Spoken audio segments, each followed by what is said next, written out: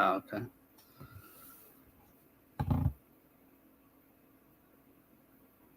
Greetings all. Welcome to our live stream, Ensuring Resilience and Sustainability in Business Operations.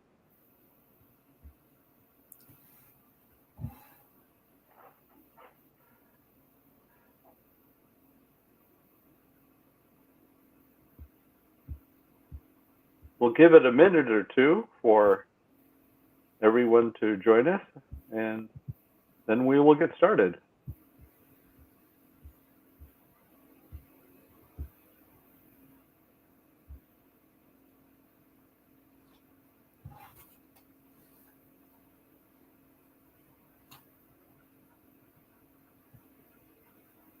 While we're waiting, if you can perhaps let us know who you are, and perhaps even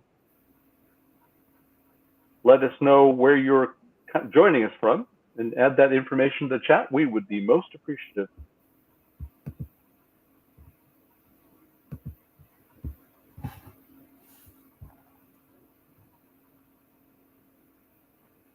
And if you decide to remain incognito, that's okay too.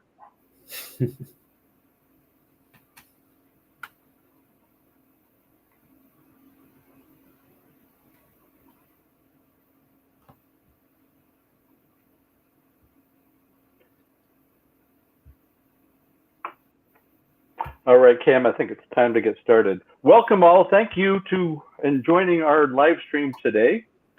And we are very blessed to have Cameron Olson as our guest. And perhaps if I can move back here, give you a little bit of a biography of Cameron.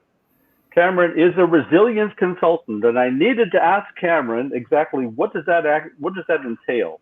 And so a resilience consultant is focusing primarily on disaster recovery, business continuity, and crisis management.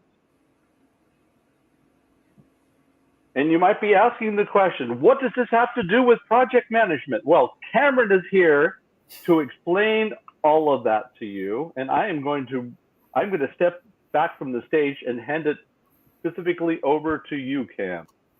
Thanks, Mike. I appreciate it.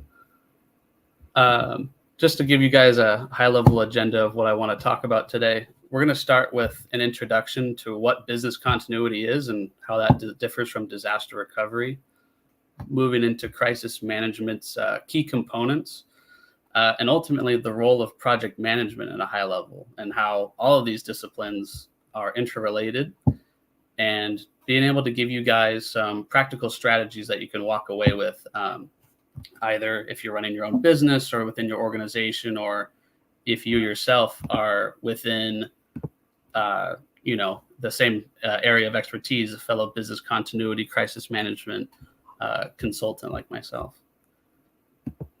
So that begs the question, what the heck even is business continuity? Business continuity focuses on an organization's ability to maintain some level of operations so that critical business functions can continue during and after a disaster or any kind of disruption. And to kind of differentiate that, disaster recovery is a key subset of business continuity, specifically focused on recovering critical IT systems and data after a crisis. So now that we've level set on terms, how do you even begin to even approach this subject? The first step would be being able to quantify risk. The way that you do that in your organization, I think I lost, is being able to quantify the risk in your organization faces. And this is typically done via risk assessment. This involves a bunch of folks, either you're on Zoom, on video call, or even in the same room, brainstorming what potential threats could impact your organization, and then assessing what is the likelihood and impact of these. And these can vary across different types. I'll give an example. If you're an organization that's typically in hurricane paths, that would be considered a high likelihood, high impact scenario and would need to be kind of top of the priority list. Another one could be something more along sectors. So if you're in the banking industry, you need to have very strict regulations around crisis management compared to maybe some other industries. And it's important to be able to identify what these are broadly. So a lot of organizations will have stuff for active shooters, or if there's a labor strike, or a more general approach to these type of scenarios. But again, it's important to keep in mind what business you operate in and how these sector-specific risks could take a huge toll on the organization. When you're wanting to identify these different impacts, you want to think along the lines of what are the main areas that my organization is impacted by. So this could be financial, it could be reputational, regulatory, operational, and even HR-related incidents with employees. By doing this, it helps prioritize which risks to mitigate and informs the design of your recovery strategies later on, and ultimately helping you identify what is the maximum allowable downtime for your critical business processes within your key functions that you identify. Now that you get that out of the way, you understand what your risks are. How do you then go ahead and tackle managing where those risks might impact you the most? And that's where documenting assets and recovery objectives comes into play. So the next step would be conducting a business impact analysis to identify, documenting all of your critical business assets. These can include physical assets like buildings or specialized equipment, technology, human resources, and critical third parties, whether they be through logistics or technology. This ensures that vital interests to the organization are documented in the event of a disruption.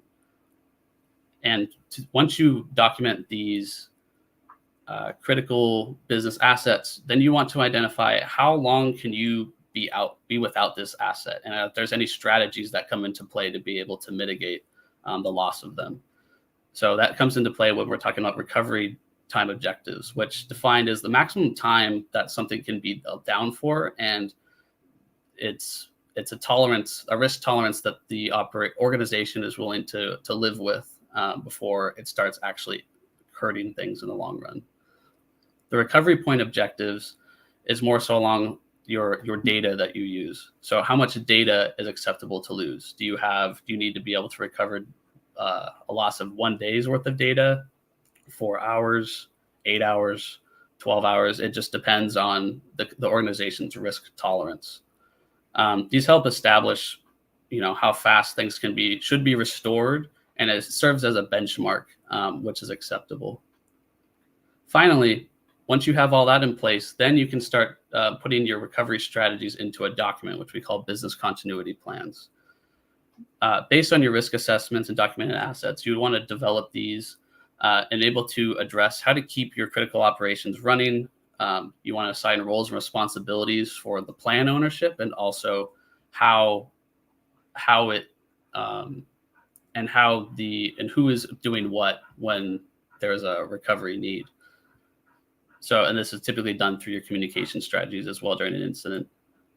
They're often maintained by various departments. So some organizations have a risk department, most have a cyber, legal, or operations department that ultimately touch all parts of the organization, but typically there needs to be someone who takes ownership of this program at the end of the day.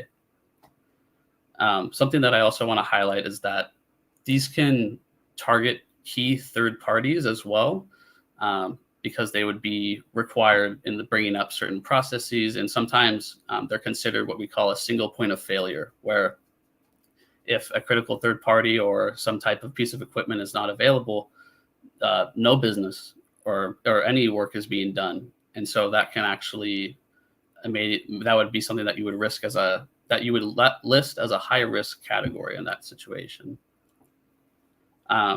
As I mentioned earlier, moving on to disaster recovery. Disaster recovery is an integral part of business continuity, but it focuses primarily on your organization's IT systems.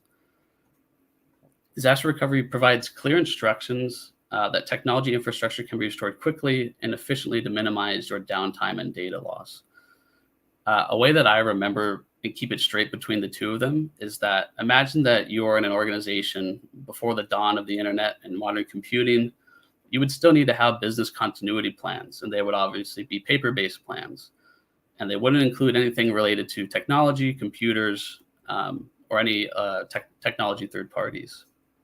However, fast forward to today, and those same plans include assumptions that foundational IT infrastructure is intact and list out key technologies with their manual workarounds, which enables organizations to maintain some level of operations. The next area would be data backup, restoration, and dependency mapping. So it's important to understand that your organization has SLAs that have regular data backups with your intended RTOs and RPOs that you establish. And by mapping the dependency between all of your IT applications or systems, it prioritizes which services need to be restored first. And so it's important to map not only how to bring these back up and rely on each other, which systems rely on each other, but what business units are impacted by which technology the most heavily. And so for an example, I'll give an example. If you're an organization that utilizes an enterprise version of SAP, that would be primarily where most of your data would be stored. But while that's being restored, you would need it to connect and inform other aspects or other applications. And so you would also need to consider bringing up a middleware. So that would be able to connect to other aspects of the organization and be able to bring up and connect data to other key applications that you might have listed. And the next step would be maintaining system redundancy and having failover capabilities. To implement these redundancy measures, such as having backup servers or cloud-based solutions, they help prevent single points of failure and help, in the event you have them, be able to operate manually for some time, or at least a reduced capacity. Failover capabilities allow your systems to automatically or manually switch to backup infrastructure during a disruption and maintaining your service availability. These sites can be either active, which means that you have a primary data center or primary data centers that are on all the time, and there is a backup one that is constantly receiving live information replicated. So in the event that your primary data centers go down, you have a lot of traffic on the backup one, but you still are able to operate at the end of the day. Active warm or warm site would be you have active data centers and you have a data center that's all hooked up, ready to go. All you would have to do is essentially flip a switch and transfer that data over. And so obviously between the active, warm, active would be more so from a subscription perspective would be more expensive, more costly, but you're able to operate and make sure that you have zero loss of data and you're up constantly. Active warm would mean that you might lose some data. It just depends on how soon you flip the switch, essentially. An active cold site would be you have your primary data center operating as normal. And if that goes down, you have all the equipment and all of the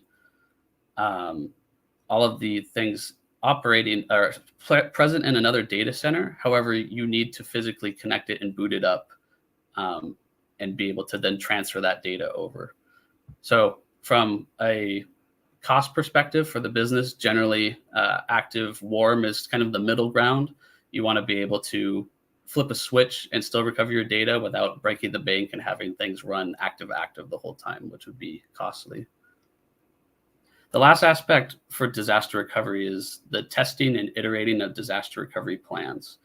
So, and this goes for business continuity plans as well. Once you establish these plans, you don't want to just then literally or figuratively just put them on a shelf and not only pull them out when you need to use them. There's things that need to be refreshed and can even be tested doing a simulated exercises. And so when you conduct these exercises, you're able to test that the environment does what you want it to do and that the recovery processes you have documented are acceptable and are actually able to maintain, you have your business's targeted RTOs, RPOs, and you're actually able to maintain those in a testing environment. Once you've had these results, then you can iterate and improve the plans to close any gaps or weaknesses that may be revealed. So SLAs would be a service level agreement that your organization would have with IT companies. So it might be that we want to back up data every 4 hours or some predetermined time. And then they also archive data at a certain interval. And so depending on how often you want to do this, that changes the pricing that impacts that you have to pay at the end of the day. RPOs would be recovery point objectives. And that would be how much data is acceptable to lose in the event that there was a disruption to your IT systems.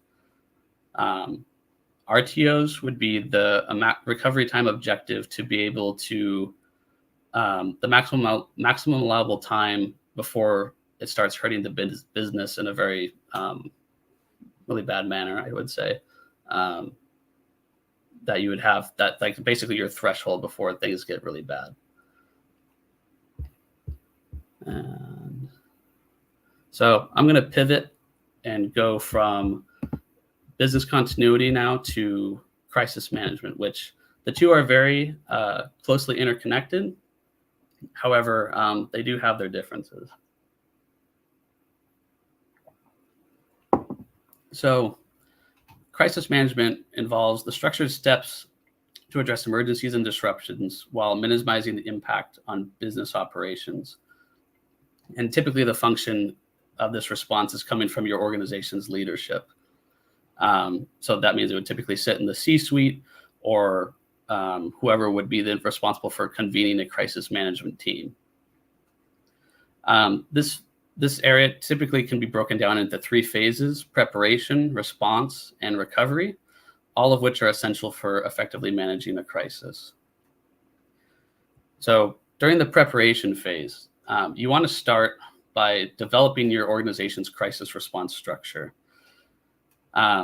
If to start with that, you would start by defining terms for escalation of what is critical. So what I mean by that is, if you have what is defining what business as usual is, what is something that would be considered an issue or an incident, so a low level event that typically your response teams within departments would be able to handle, and maybe at most organizational leadership is informed. The next level up would be something like either a severe incident or at that point a crisis. The terminology just depends on the organization's preference and their own terminology. This would be something that is involving potentially multiple regions. It's spreading to multiple departments, and is something that maybe like a middle layer below the organization's leadership is starting to respond and is communicating upwards and maybe needing some guidance. At the highest level, disaster, crisis, whatever you want to define it as, is when it immediately involves this crisis management team. And so there is an immediate connection between tactical teams responding, the go-between project managers or department heads, and the C-suite. And typically, depending on the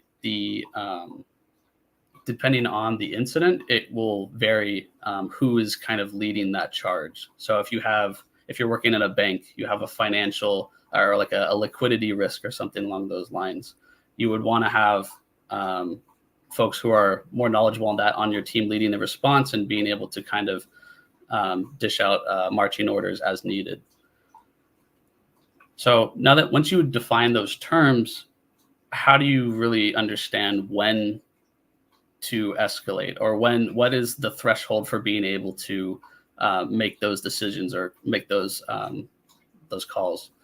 And that's when escalation thresholds come in. And so these escalation thresholds look at the different impacts across the various impacts that we kind of defined earlier in the business impact analysis, where you're looking at how is this impacting my operations, how is this impacting me financially, how is this impacting me, my reputation, my employees, I could go on.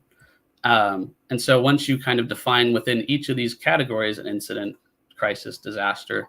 It accelerates the process of being able to determine along certain lines, okay, well, we've hit this amount of potential loss of income. We've hit a certain loss of this many people have been impacted life safety wise. We need to escalate this now. And it helps streamline that response ultimately.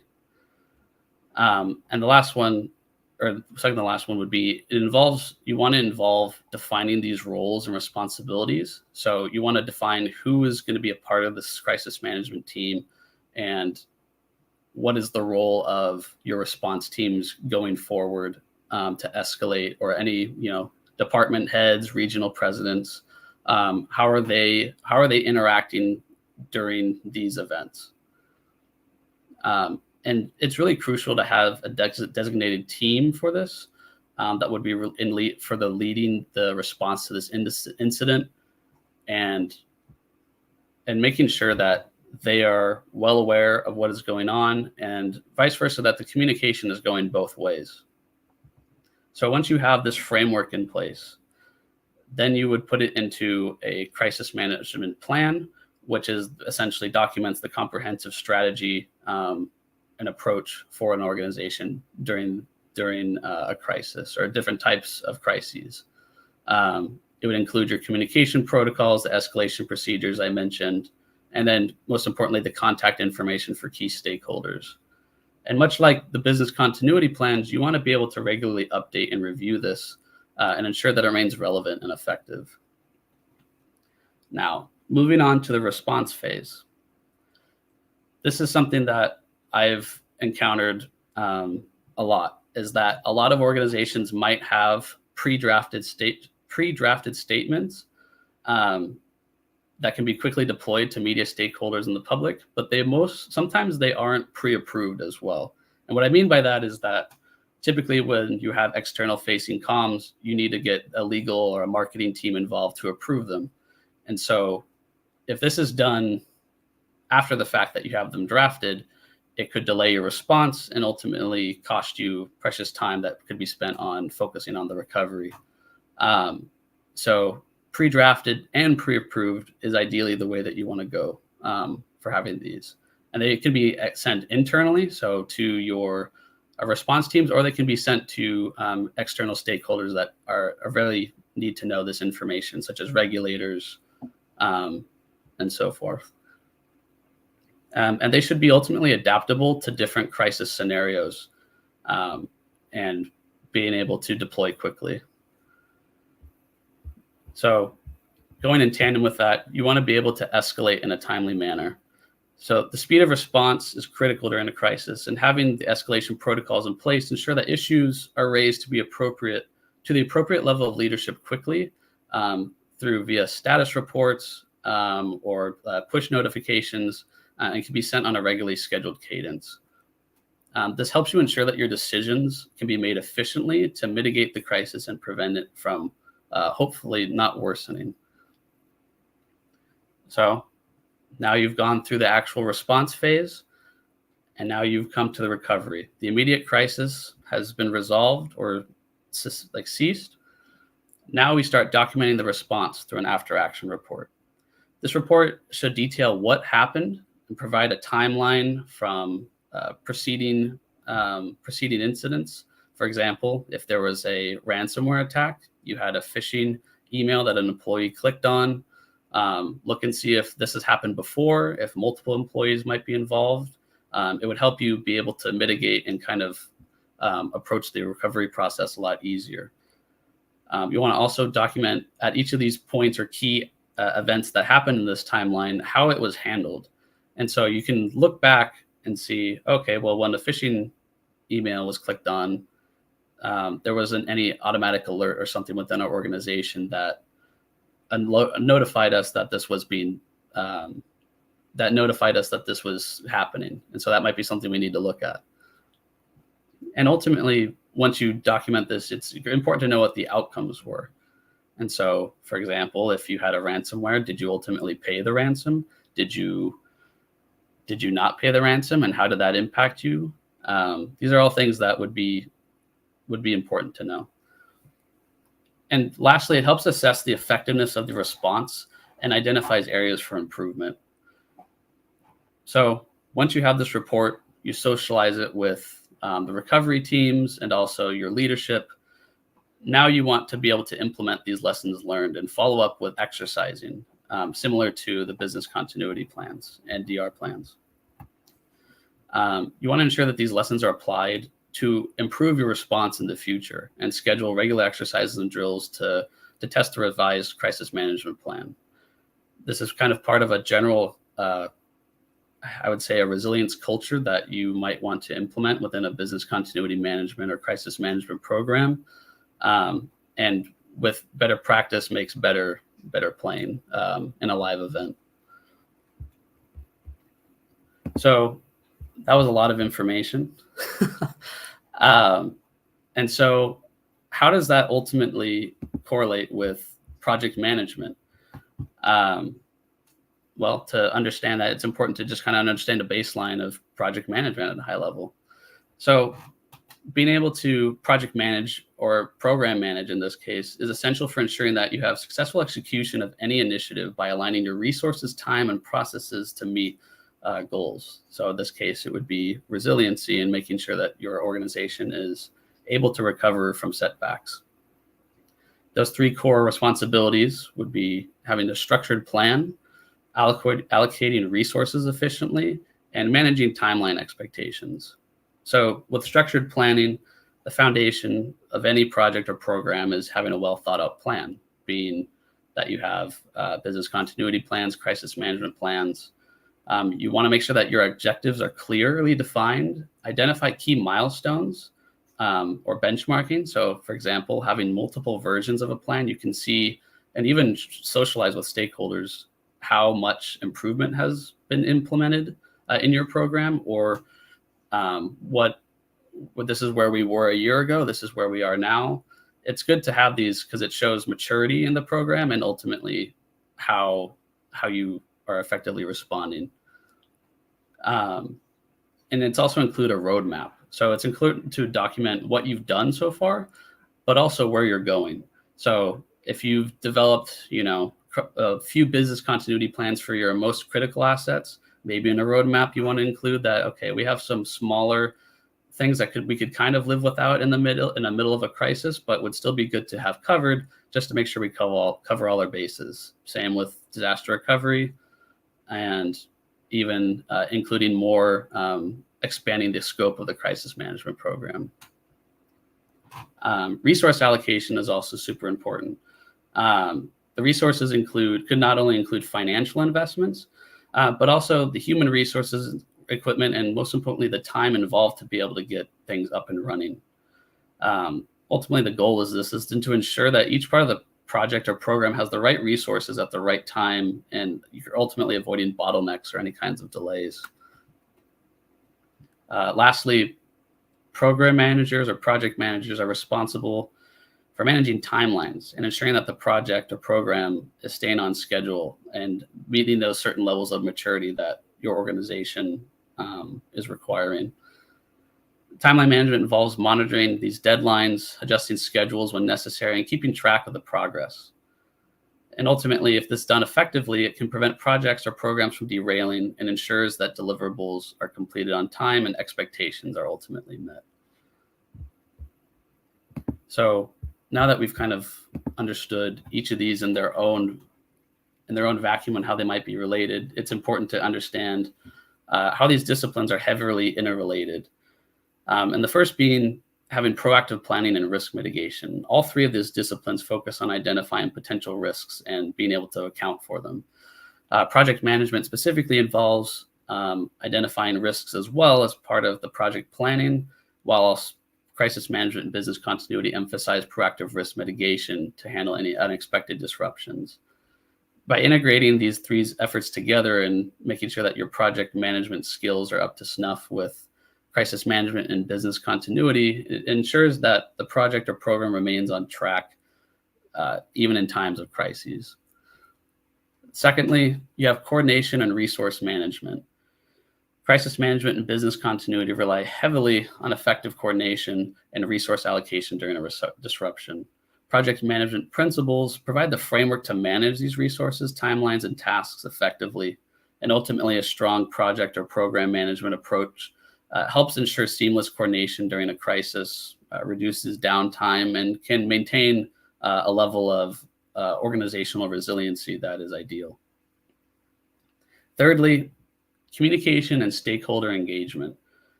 Effective communication is vital in all three areas. In crisis management, transparent communication with stakeholders is critical to manage your perceptions and ensure informed decision-making. Project management emphasizes stakeholder management through the project lifecycle, and business continuity ties both together by ensuring that communication lines remain open during a crisis, sending up to the crisis management team and to the broader organization to enable faster recovery and the continuity of operations. So now that we have these interrelations of disciplines, how do you account for practical strategies that can be deployed within your own organization? So the first and most important, I believe, is unified communication. Having what I like to call like a single source of truth within the organization is huge. And you have to have consistent messaging across all departments to ensure transparency and build that trust throughout the organization.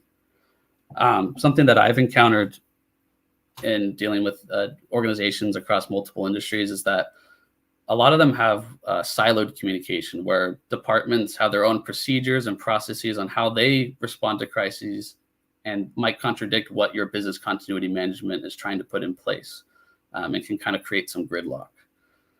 And with that in mind, it's almost an unofficial component of when you're developing resiliency in an organization through a business continuity management system or crisis management, that you need to have your buy-in from stakeholders. And this can be honestly one of the greatest challenges, because you can have the greatest plan and everything mapped out clearly within a crisis or within your business continuity teams. But if they are not adhering to it or choosing to do something different, then that can quickly derail things very quickly and spells doom and gloom for the crisis response process. Secondly, it's important to have a hierarchy of plans. Being able to develop clear internal and external communication protocols promotes efficiency and transparency. This also includes being able to clearly delineate who is involved and when across the organization. And externally, it's a monumental effort, but a critical one, identifying who your message needs to reach when and how. So this could be targeting media, having a crisis communications plan for external facing media, having it for internally for employees. You want to be in the driver's seat of when an incident or a crisis happens. It helps, with the morale of, if something major is happening where potentially there might be loss of life or life safety. You want to be that single source of truth that's able to steer the boat through the storm, so to speak. Lastly, practical strategies. Lastly, for practical strategies, we have multi-team exercises. So you can regularly test, like I mentioned, the crisis management and business continuity plans through exercises to ensure your readiness in a live event. I've seen this done best when organizations practice like they play, meaning that the more that you practice in these exercises, and it builds the muscle memory in a live event, and you're not exactly practicing to succeed, which is good. That means that you have a good response and muscle memory to respond, but you want to actually practice to fail in a lot of ways. You want to be able to identify where, like, oh, I never thought of that before. We need to write that down or address that. I apologize if you guys heard my dog. He's getting upset, I guess, about this. You also want to be able to include events that simulate the indirect communication between response teams and leadership, which helps close and identify any additional gaps in a response.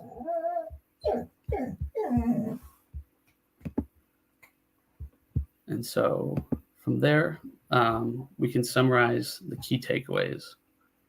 So it's important to, regardless if you are yourself in business continuity or crisis management, that you have strong project management fundamentals and being able to keep your timelines on track. You're able to keep your stakeholders internally and externally happy.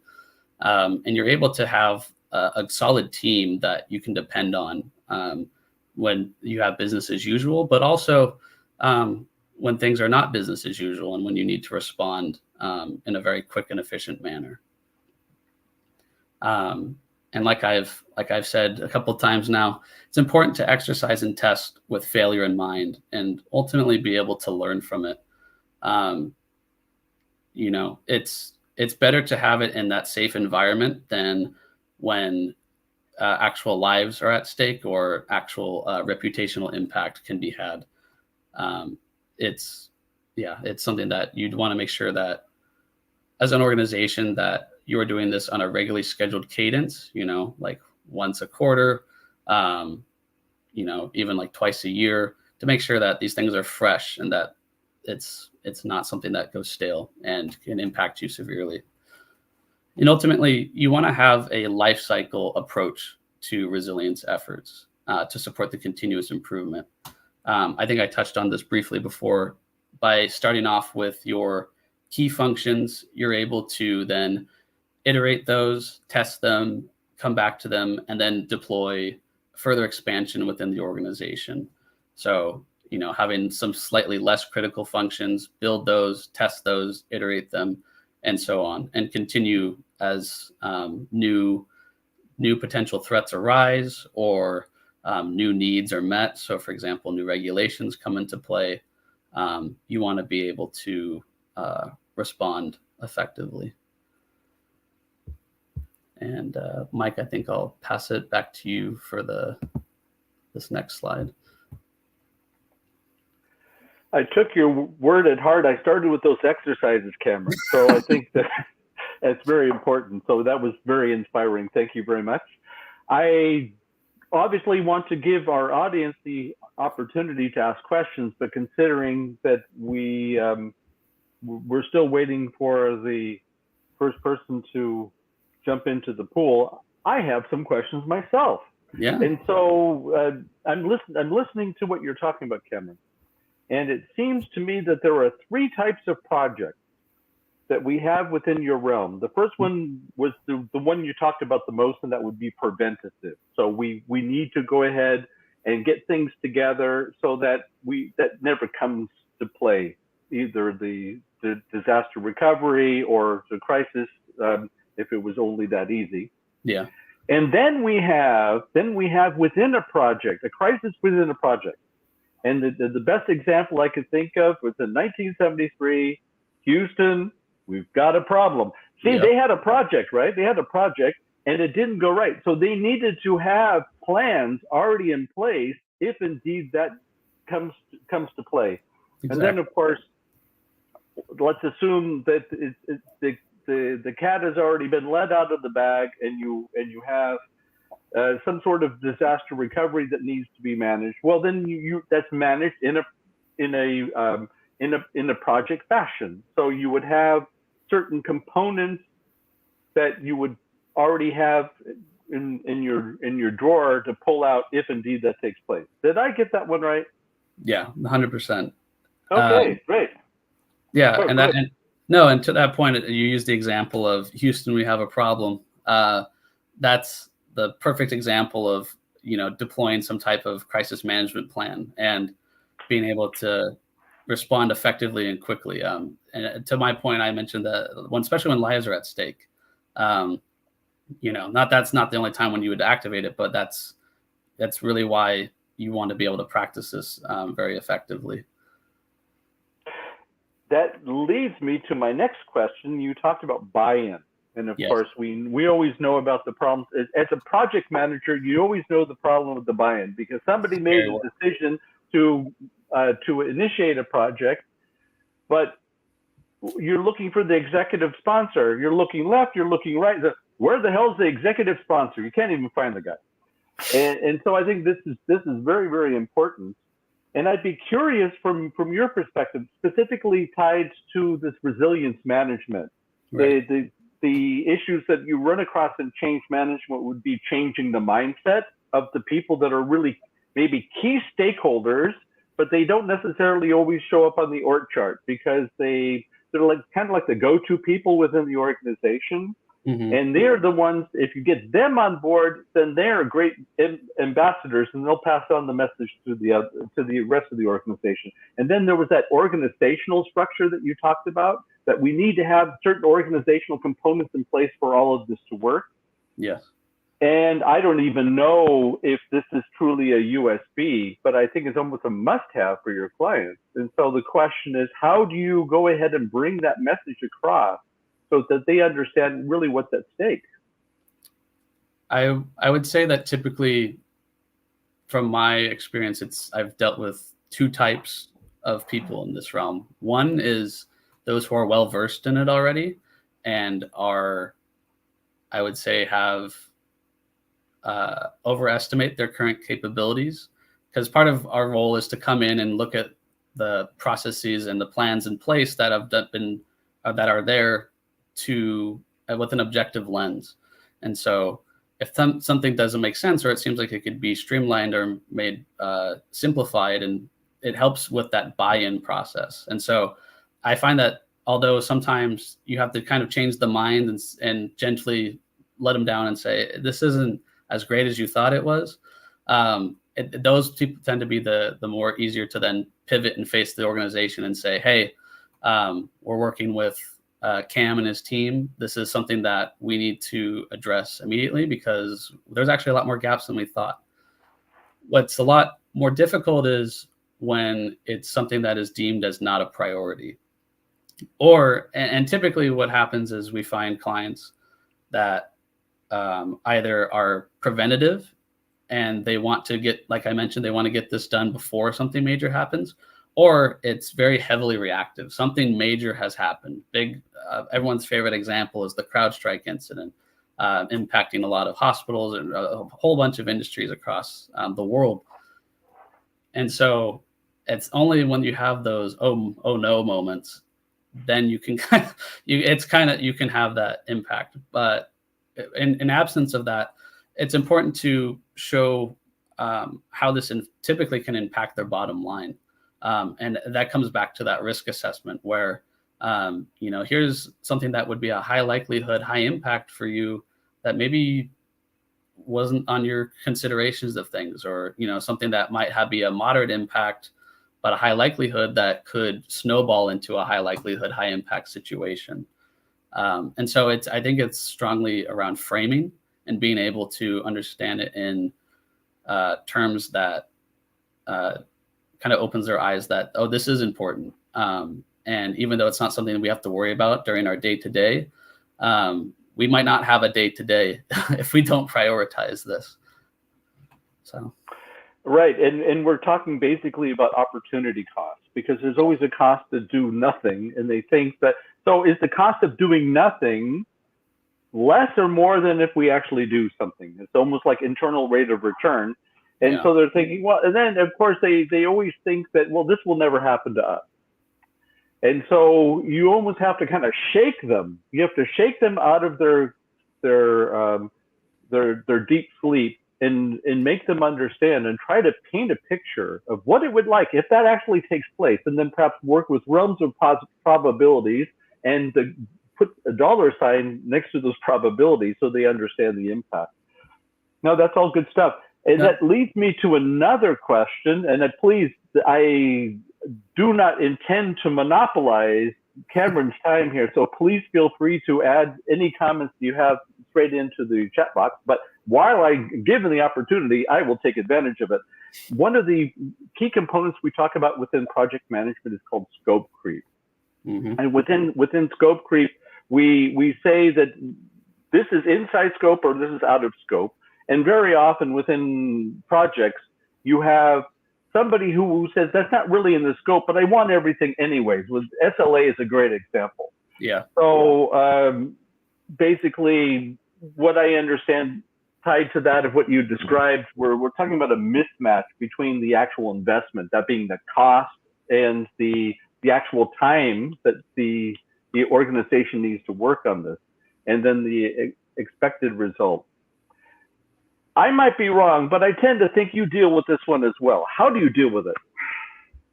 So I have actually something interesting to that point, but I'll answer the question directly first. The way that we typically deal with that is, I'll give an example. If you're building a crisis management plan and we say, okay, how many key functions do you want to include? And typically it starts off with X number. So we'll say 5, for example. What ends up happening is, as we go through the process, about halfway through, they will understand like, oh, well, actually, we didn't think about how this could actually be an issue as well. So can we just toss that in there? It's kind of like the way I envision it. It's like you're going to the you're going to the store, and it's like, oh, what's an extra box of macaroni or something, you know? And sometimes as a team, we have to understand like, okay, is this permissible? Is this something that we have the time for, we're on track and we can include it? And it looks like a good faith deal from our side, or is it something that is actually going to take a lot of time and resources? And so we do kind of have that internal discussions within our teams to identify if this is something completely out of what was originally asked, or if this is something that can be accommodating. Something that I found interesting is I would call it almost a reverse scope creep, or a misapplication of a scope for the wrong things. I've had instances where typically they will, I'll be working with an organization and they will want to include certain incidents in scope and out of scope. And my immediate reaction generally is, there is no such thing as an out of scope incident. They already have it clearly defined what it is. It's something that can happen. You're not going to go to a project sponsor or an executive and say, well, we have a plan in place, but this is out of scope. This event is out of scope. It's something that is not heard of. Well, we have the option of risk mitigation, and one of them is to outsource it to somebody else, which means that we're off scot-free. And in fact, that should be part of your assessment as to what is part of your scope, and that when we say, what do we actually do, or what do we have somebody else handle? But I was thinking, while you were talking about this, I was trying to think of another analogy. And my experience with customers is almost as if they're looking for a Happy Meal with a free prize inside. And so that's a difficult one, and you have to kind of go back and say, I'm sorry, life is not a Happy Meal. There was another phrase that you used that I loved. I love this phrase, single source of truth. And I think that doesn't only apply to the subject per se, but I can think of all kinds of places where the single source of truth could apply. But in essence, we're really talking about the difficulty in ensuring that your communication at the time something happens really works. And so you don't have conflicting messages, that you have one source for all the information, and you would need to ensure that the messaging is relevant to the actual stakeholder group. That would be, for me, that would be very important. Now, that was a very long description for a very short question. And my question would be, how do you ensure that the communication plan is reaching the effectiveness that you're looking for? In terms of like reaching the right stakeholders, or all of it, yeah. Making sure that that you have the effective communication, which ensures that you can eliminate, or you could reduce the downtime, that you get back to operational efficiency, et cetera, et cetera. So something that I've observed in kind of, I guess, I don't know if you'd call it the marketplace of resilience. I don't know if I just made up that word.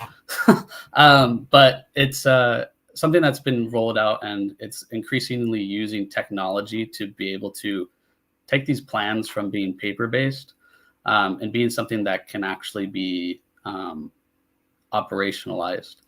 And so what I mean by that is, you bring up the point of communication. If you have these pre-drafted communication statements, you have them pre-approved, and they have them in like a dashboard. What you can do is you have all of your HR information connected to this dashboard, and you can mass notify people right away, and have it in a sense that you can also make it so that they need to reply yes or no, message received or not received, or safe, or, you know, something similar that I believe Facebook's done in the past, or Meta now, where when major disasters or incidents occur, you can mark yourself safe on those platforms. And so it's something similar, but within an organization. And in that same vein, that dashboard can also allow your management, your middle management, or project managers, or the go-between, and the actual people doing the work to see a live dashboard of how progress is coming along. And so, in keeping with the single source of truth, you can see that things are being delayed, and you can immediately respond and be like, hey, what's the status on this? Oh, this is going on, blah, blah, blah. And so it helps reduce that downtime by being able to live see the changes, or the status changes, and also being able to hold teams accountable ultimately. I like that idea of the dashboard. We call it a resiliency dashboard, because the only question that people have is that when will we go back to normalcy? And so if you can ensure that you're keeping them in the loop as far as where you are and how much time you're still going to need, and then of course holding to the promise is a way of actually showing your added value. And it doesn't matter whether we're talking about project management or operations or resilience management. Well, I was very lucky because I was able to monopolize your time, Cameron. Thank you very much for that. Thank you for your excellent presentation. And I'd like to thank those that have stuck around until the end. And perhaps if I could share one more piece of information. For those of you who are on LinkedIn and perhaps have access to LinkedIn Learning, I have a course on program management that I would be very appreciative if you were to stop by and take a look at it.